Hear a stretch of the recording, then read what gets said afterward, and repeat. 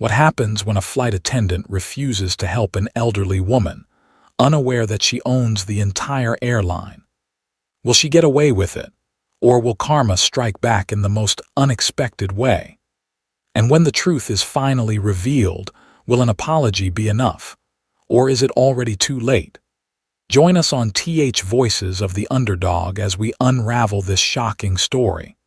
Don't forget to like, subscribe, and turn on notifications so you never miss a new video.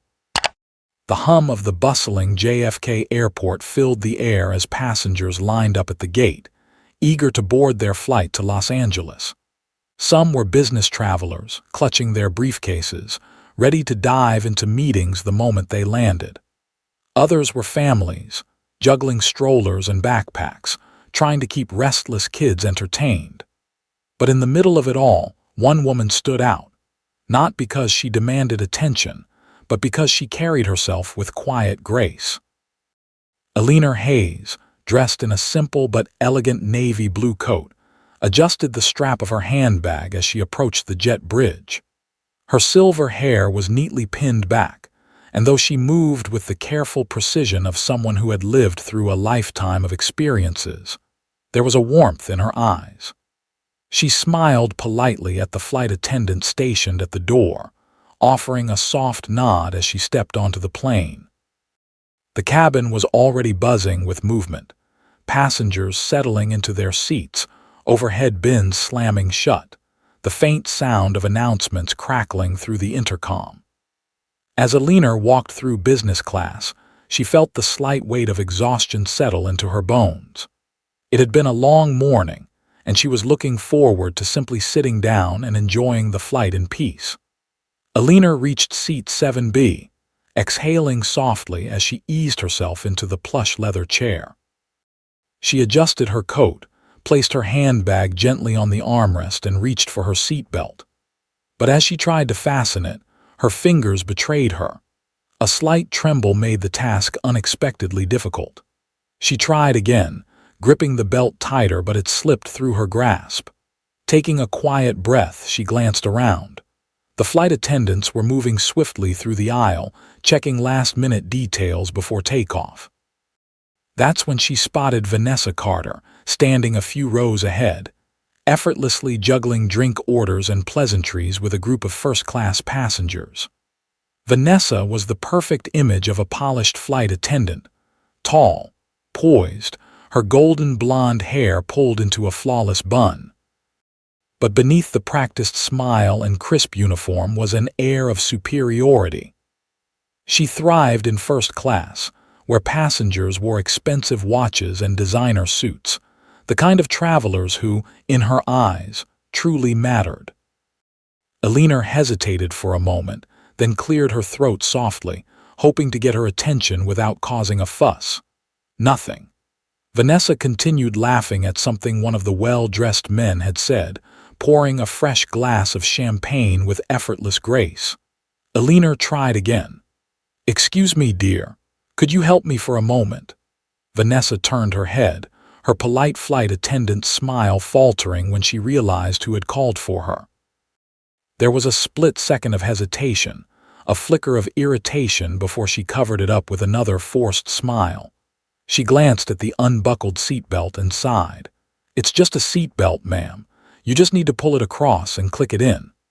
Eleanor offered a patient smile. "I've tried, but my hands aren't as steady as they used to be."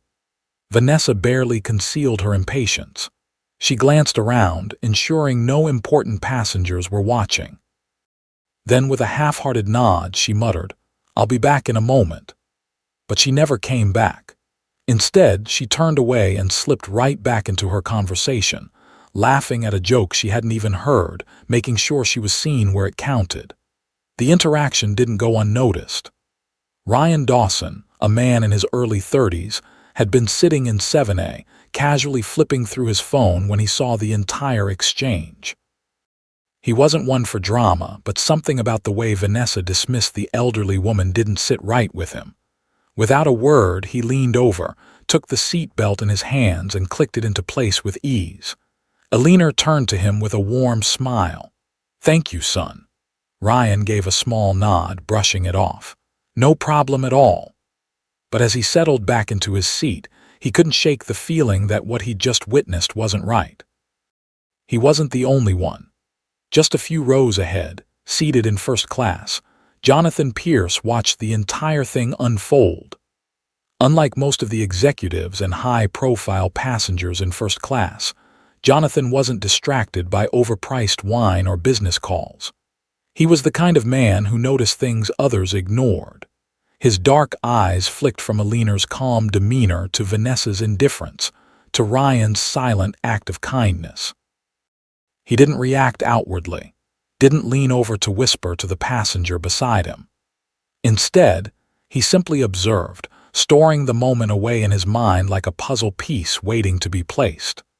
Jonathan had spent years in the airline industry, and if there was one thing he knew, it was this: people revealed their true nature in the smallest moments. And Vanessa Carter had just revealed everything he needed to know. As the final boarding call echoed through the terminal, the last passengers trickled onto the plane. The flight attendants finished their checks, securing the cabin for takeoff. Vanessa moved through the aisles, her signature bright smile returning as she made her way toward the cockpit. But as she walked past row 7, she didn't even glance at Alina.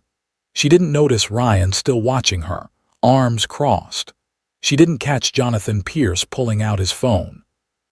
She had no idea that the simple act of ignoring an old woman was about to change the course of her entire career. The engines roared to life, and the plane began taxiing down the runway. For most of the passengers, this was just another flight. For Vanessa Carter, this was the beginning of her downfall. The plane rumbled as it sped down the runway, the engines roaring in a steady crescendo. Within moments, the aircraft lifted off the ground, ascending into the clear blue sky. The familiar hum of the engines filled the cabin, and passengers began settling in for the long flight from New York to Los Angeles. For most, it was just another routine journey. For Jonathan Pierce, it was something else entirely.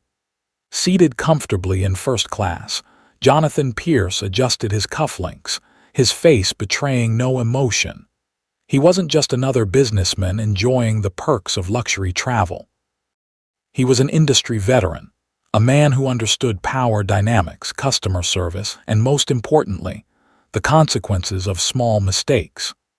Moments earlier, he had witnessed Vanessa Carter's arrogance firsthand, the way she had dismissed Alina Hayes, the sheer indifference in her body language. He had seen flight attendants overlook passengers before, but this was different. Without a word, he reached into his pocket, pulled out his phone, and began typing a message. To Corporate Office Flight 742 JFK lacks VIP passenger. Alina Hayes warning crew conduct requires review. Discreet monitoring requested. He hit send. Jonathan wasn't someone who acted on impulse. He never got involved in trivial matters, but he also knew when to pull strings. And this was worth pulling strings for. He put his phone away, then turned his attention back to the scene in front of him. A few minutes later, in the flight deck, the cockpit phone rang. Daniel Grant, the flight supervisor, was in the middle of reviewing the safety procedures when the call came in. He picked up, pressing the receiver to his ear. Grant speaking. A calm yet authoritative voice responded on the other end. There's a VIP on board. Make sure she's treated accordingly. Daniel frowned. It wasn't unusual for corporate to flag important passengers, but the urgency in the caller's tone made him uneasy. He immediately turned to his tablet, pulling up the passenger manifest. The moment his eyes landed on the name, his stomach dropped. Alina Hayes, not just a VIP, the VIP. For a moment, Daniel just stared at the screen, his brain racing through the implications. Alina Hayes wasn't just a high-profile passenger. She owned the entire airline. She was the reason they all had jobs. She had built the company from the ground up, transforming it into one of the most successful carriers in the country. and she was sitting in business class, quietly ignored. Daniel felt a chill creep up his spine. This wasn't just a routine check-in. This was corporate telling him to fix a mistake before it exploded, and if corporate was already aware of the issue, that meant someone had reported it. Daniel glanced toward first class, scanning the cabin. His eyes landed on Jonathan Pierce, who was sitting with an unreadable expression, sipping a glass of water. Of course. Jonathan was well connected, a man who had ties to the airline's board. If he had witnessed something concerning, he would have reported it without hesitation. Daniel sighed, rubbing his temple. This was bad, really bad. He needed to find out exactly what happened, and fast. While Daniel was processing the gravity of the situation, Vanessa Carter was in her element. She moved through first class effortlessly, balancing a tray of glasses filled with golden champagne, offering passengers her best smile. "Mr. Caldwell, would you like a refill?" she purred, leaning slightly toward a sharply dressed businessman. "Of course," he chuckled, holding out his glass. Vanessa poured the drink gracefully, flashing him a dazzling grin. She loved this part of the job. First-class passengers tipped well, and more importantly, they treated her with the respect she believed she deserved. She had long since stopped thinking about Alina Hayes. She barely remembered the exchange. To her, the old woman had been nothing more than an inconvenience. If Vanessa had known what was happening behind the scenes, about the message sent to corporate, about the conversation in the cockpit, about the growing storm heading her way, maybe she would have paid attention. But she didn't. So she laughed at another joke, poured another drink, and went on with her day, completely unaware that her biggest mistake was already catching up to her. Back in business class, Alina Hayes sat comfortably, her fingers resting lightly on her armrest. She wasn't angry. She wasn't bitter. She was simply waiting. Ryan Dawson, still seated beside her, stole a glance at her expression.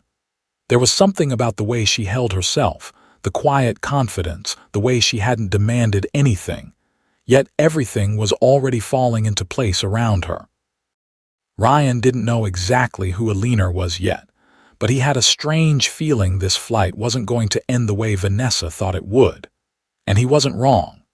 Because in the next few minutes, Daniel Grant would step out of the cockpit with orders from corporate, and Vanessa Carter's name would be at the top of the list.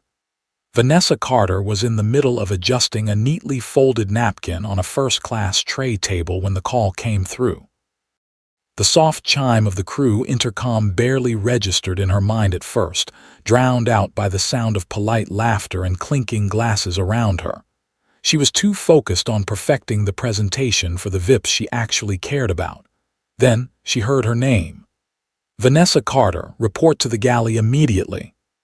The tone was off, not a routine check-in, not a casual request. It had weight. Vanessa straightened, her brows furrowing slightly. She quickly composed herself, flashed a dazzling smile at the businessman in front of her, and excused herself. With her heels clicking against the carpeted aisle, she made her way toward the galley, clueless about what was waiting for her. The moment Vanessa stepped into the narrow crew galley, she immediately noticed Daniel Grant standing with his arms crossed. His usual relaxed demeanor was gone. His jaw was tight, his eyes sharp with an expression she didn't like at all. This wasn't about a simple service correction. Something was wrong. She sighed internally, already feeling defensive. "You needed me?" she asked, keeping her voice light. Daniel didn't waste time.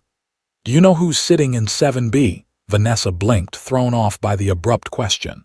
She tilted her head slightly, confused. 7B, she repeated, searching her memory. She had barely paid attention to that section. Business class wasn't her priority. Then it clicked. Her lips curled slightly in mild annoyance. "Oh, you mean the old woman?" Daniel's expression darkened instantly. "Not just any old woman." His voice was cold, controlled, but there was an edge to it now. "That is Alina Hayes, the owner of this airline." Silence. For a moment, Vanessa didn't move. Her body went rigid. The words seemed to echo in her skull, but her brain refused to fully process them. Owner of the airline. No, that wasn't right. That couldn't be right. She felt her stomach twist, her breath catching slightly in her throat. She owns the airline. She finally managed, her voice barely above a whisper.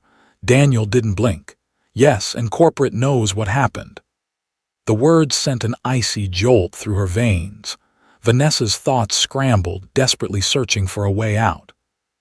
She had brushed off an elderly woman, dismissed her like she was nothing. And now, she found out that this woman held the power to end her career with a single phone call. Her mind raced back to the moment in business class. She had barely acknowledged Alina, hadn't thought twice about walking away.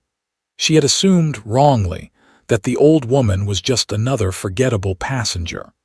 And now, that forgettable passenger was the single most powerful person on this plane. Her legs felt unsteady, her mouth suddenly dry. Did she complain? Vanessa asked quickly, grasping at any chance to salvage the situation. Daniel narrowed his eyes. No, she didn't have to, someone else did. Vanessa felt sick. Who had reported her? Then it hit her. Jonathan Pierce. She had seen him in first class, calm and composed. Had he been watching? Had he been the one to send the message? And if he had gotten involved? Then corporate was already paying attention. This wasn't just a small issue anymore. This was a ticking time bomb.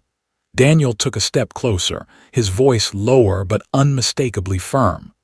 You are going to walk back to 7B and apologize. Right now. Vanessa swallowed hard, her heart pounding. This wasn't a request. She had no choice. She wanted to argue, to defend herself, to claim that she had been busy, that Alina hadn't seemed upset.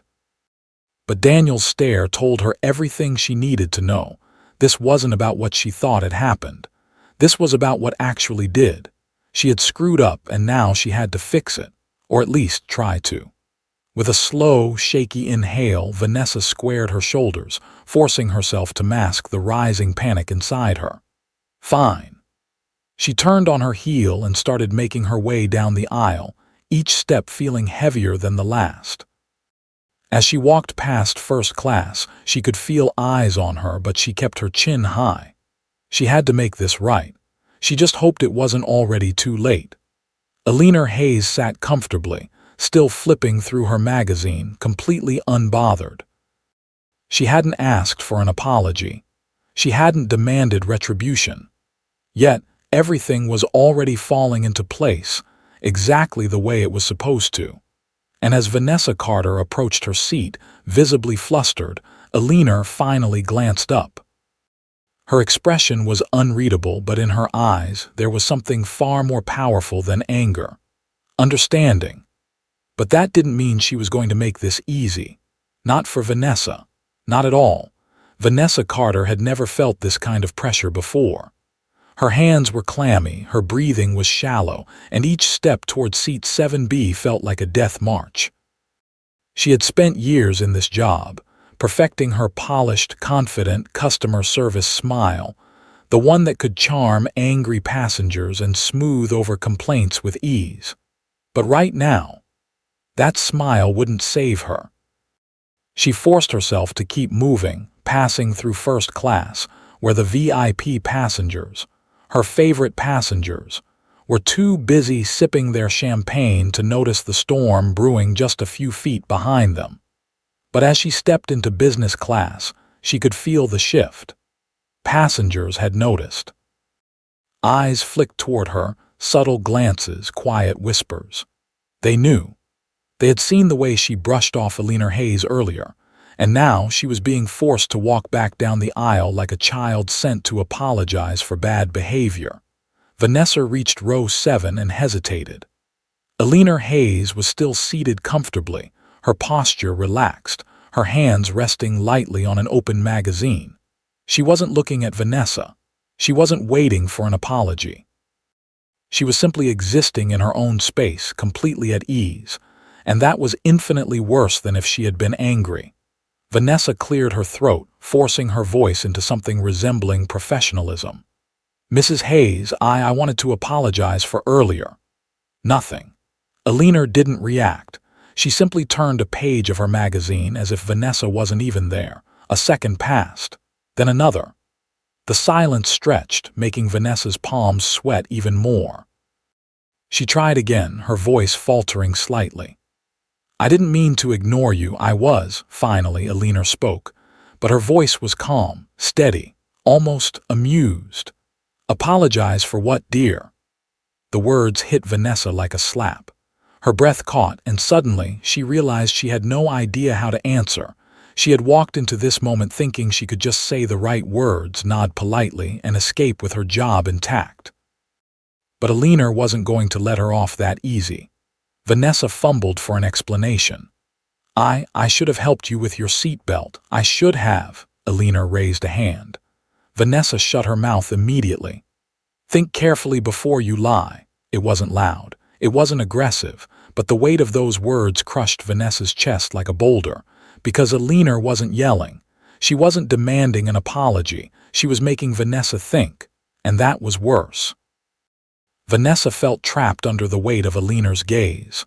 Her mind scrambled for an answer, a way out, but there wasn't one. Because deep down, she knew the truth. She hadn't ignored Alina because she was busy. She hadn't walked away because there was an emergency. She had dismissed her because she didn't think she was important.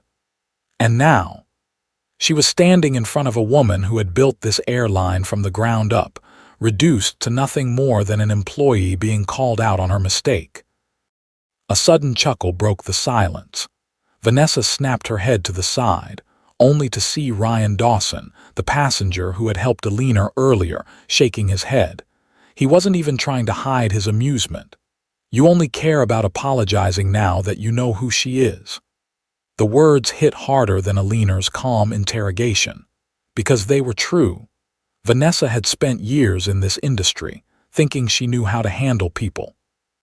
She prided herself on her ability to read passengers, to decide who mattered and who didn't.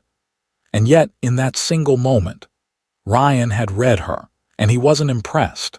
Heat burned up Vanessa's neck, humiliation settling like a brick in her stomach. She wanted to say something, to defend herself, to argue, to prove that this wasn't what it looked like. But what was she supposed to say? That she hadn't meant to be rude? That it was just a mistake? No. No one would believe that. She didn't even believe it herself. Vanessa stepped back, her mouth opening and closing uselessly.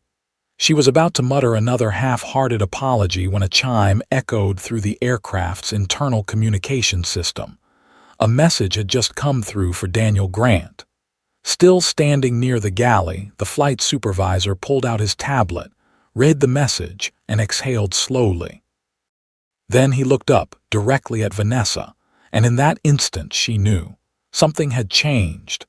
Daniel tapped his earpiece and responded, his voice clipped and professional.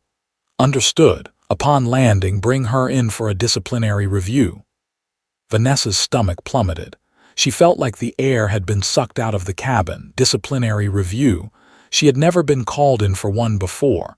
It wasn't a casual conversation. It wasn't a light warning. It was a formal investigation, and she knew exactly what that meant. Her throat tightened, her fingers curling into fists at her sides. She had thought she was in control of this situation. She had thought she could walk away with just a slap on the wrist. But now, her fate was no longer in her hands. She turned to look at Alina one last time. The older woman was still calm, still flipping through her magazine as if none of this had anything to do with her. Because, in a way, it didn't. Alina Hayes hadn't needed to lift a single finger to ruin Vanessa's career. Vanessa had done that all on her own. And the worst part, she had no idea what was coming next. The moment the plane touched down at LAX, Vanessa Carter felt like she couldn't breathe. The landing gear screeched against the runway, but the sound barely registered in her mind. All she could focus on was the weight pressing against her chest, a suffocating, inescapable pressure. She had spent the entire descent staring at nothing, her fingers digging into the armrests of her jump seat. When the seatbelt sign finally blinked off and passengers started standing, stretching, reaching for their bags, Vanessa remained frozen in place. Then, just as she forced herself to stand, Carter. With me. Now. Daniel Grant's voice cut through the noise. Passengers were still disembarking, but Daniel wasn't waiting. Vanessa's stomach twisted as she followed him off the plane, her heart pounding. She knew where this was going, and she knew it wasn't going to end well. As Vanessa stepped onto the jet bridge, she immediately felt the shift in atmosphere. The usual airport chaos, the distant hum of conversations, the rolling suitcases, the flight attendants preparing for the next departure, blurred into the background. Because waiting at the end of the corridor was exactly who she feared most. A group of airline executives stood in a tight circle, their sharp eyes locked on her, and at the center of them, Richard Bennett, the man who had the final say on her future. Vanessa's throat went dry as Daniel led her forward. No one spoke. She had never felt smaller in her life. Finally, Richard glanced at her, then gave a curt nod toward a private meeting room just past the security checkpoint. Inside, Vanessa swallowed the lump in her throat and obeyed. The moment the door clicked shut, Richard didn't waste time. He folded his hands on the table, his expression unreadable. Vanessa sat across from him, feeling exposed like a child waiting for a scolding. Eleanor Hayes never filed a complaint against you. The words made Vanessa's heart skip. For a brief, fleeting moment, relief washed over her. Maybe this won't be as bad as I thought, but then Richard continued. Jonathan Pierce did, and that's why you're here. The relief vanished instantly. Vanessa's blood ran cold. She should have known. Jonathan Pierce, the quiet businessman in first class, had been watching her the entire time. And when he spoke, people listened. Richard let that information sink in before flipping open a file on the table. Multiple witness reports, he said, tapping the pages. Passengers noticed how you treated Mrs. Hayes, and now corporate is watching. Vanessa felt the walls closing in. Sir, I never meant, Richard raised a hand, silencing her. This isn't a debate, it's a consequence. He leaned forward slightly, his voice turning colder. You are officially placed on unpaid suspension, effective immediately. Vanessa stopped breathing. Suspension. Her vision blurred at the edges, her pulse roaring in her ears. Pending further review, your employment status will be determined. A polite way of saying, you might never set foot on one of our planes again. Vanessa opened her mouth to protest, to beg for another chance, but she couldn't find the words. Because deep down she knew she had done this to herself. Richard closed the file in front of him. Security will escort you out. You'll receive an official notice within 48 hours. And just like that, it was over. Vanessa barely registered the walk through the airport. Security flanked her on either side, but they didn't touch her. They didn't have to. She had already been removed from the world she had once felt so secure in. She wasn't Vanessa Carter, the confident first-class flight attendant anymore. She was just another employee who had made a mistake she couldn't undo. Then, just as she passed the VIP lounge, she saw her, Eleanor Hayes. Sitting comfortably, sipping a cup of tea, her posture completely relaxed, as if she had never been at the center of the storm that had just destroyed Vanessa's career. For a split second, Vanessa wanted to turn away, to pretend she didn't see her. But Eleanor's calm gaze lifted, meeting hers. And then she spoke, not with anger, not with malice, just with truth. You can let this moment break you, or you can let it change you. The words hit deeper than any punishment ever could, because this wasn't about Eleanor winning. It was about Vanessa losing herself in her own arrogance. She had assumed that her status, her first-class connections, her perfect record would protect her. But in the end, none of that had mattered. She had been judged by her actions, not her rank, and she had failed the test. As Vanessa turned to leave, she heard another voice. This time it was Ryan Dawson, the passenger who had quietly helped Eleanor when she wouldn't. He shook his head, smirking slightly. Maybe next time you'll learn to respect everyone, not just the people you think matter. Vanessa felt her stomach tighten, because there might not be a next time. She walked out of the lounge feeling the full weight of her mistake settling over her. This should have been the end of her story. But then her fingers hovered over her phone, and before she even fully understood why, she dialed a number. Sophie Lane. The young flight attendant who had witnessed everything, the only one who had actually spoken up about her behavior. Sophie answered on the second ring, sounding cautious but not unkind. Vanessa. Vanessa took a breath. A deep, shaky breath. I need to talk about how to be better. A pause.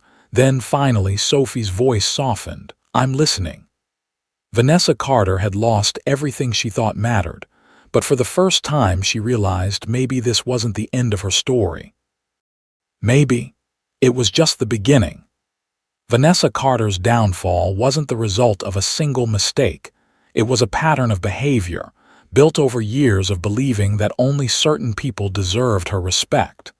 She had convinced herself that her role as a flight attendant was about choosing who mattered and who didn't, rather than treating every passenger with the same level of dignity. But the truth is, respect isn't selective. It's not something reserved only for those in expensive suits, those who tip well, or those who can advance your career. True respect is given freely, regardless of status, wealth, or outward appearance. And in Vanessa's case, she had to learn the hardest way possible that the people she dismissed might just be the ones who hold the most power. Throughout the flight, Vanessa believed she was in control. She thought she could get away with ignoring an elderly woman because she assumed no one important was paying attention. But she failed to realize one simple truth: someone is always watching. It wasn't just Alina Hayes who noticed her behavior. It was Ryan Dawson, Jonathan Pierce, Sophie Lane, and countless other passengers. Each of them saw who Vanessa truly was when she believed no one would hold her accountable. In life, our true character isn't revealed in grand, rehearsed moments, but in the small, everyday choices we make. How we treat a stranger, how we respond to an inconvenience, how we act when we believe there are no consequences. That is what defines us. Vanessa had spent years living in the illusion that her authority gave her value. But in the end, it wasn't her rank or experience that determined her fate. It was her actions. The most powerful part of Vanessa's journey wasn't her suspension. It wasn't even the moment she realized she had lost her job. It was the moment she picked up the phone and called Sophie Lane. That call wasn't about saving her career. It was about something bigger, becoming a better person. Mistakes don't define us, how we respond to them does. And for the first time, Vanessa made the choice to grow, rather than make excuses. Because at the end of the day, the greatest lesson is this: you can let failure break you, or you can let it change you.